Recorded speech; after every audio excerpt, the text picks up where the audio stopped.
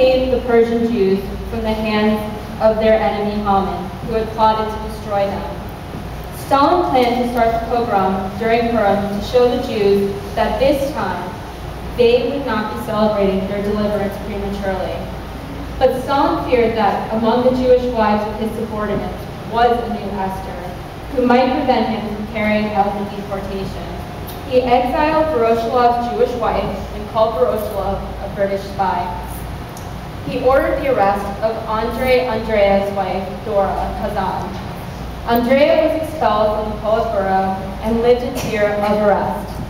Molotov's wife, Polina, had earlier been exiled to Kustanaya, Kazakhstan, where she remained under the codename Object Number 12 until January of 1953, which is when she was transferred to Moscow, Lubanka prison, and included in the cast of the Kremlin doctor's case. Stalin accused Molotov of being an American spy. General Krulev's Jewish wife was arrested and imprisoned in the top security prison, Vladimir Central. Many Jewish wives were kept there. Marshal Zhukov was one of those men he suspected of being Jewish. So now you can see why Zhukov had to hide he was Jewish and kept a backpack packed whenever he felt his identity was going to be found out.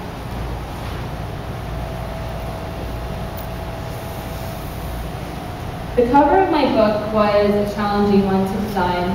I knew I needed a title that would catch people's attention, as my goal was to have many people read the book as possible, as the more who read it, the more the world would know about my cousin Marshal Zhukov and how he saved the world from fascism and tyranny.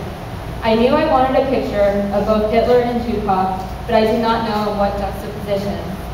An interesting story about both Hitler and Zhukov. Hitler served in the German army in France during World War I. One night he was in a trench eating dinner with his fellow soldiers.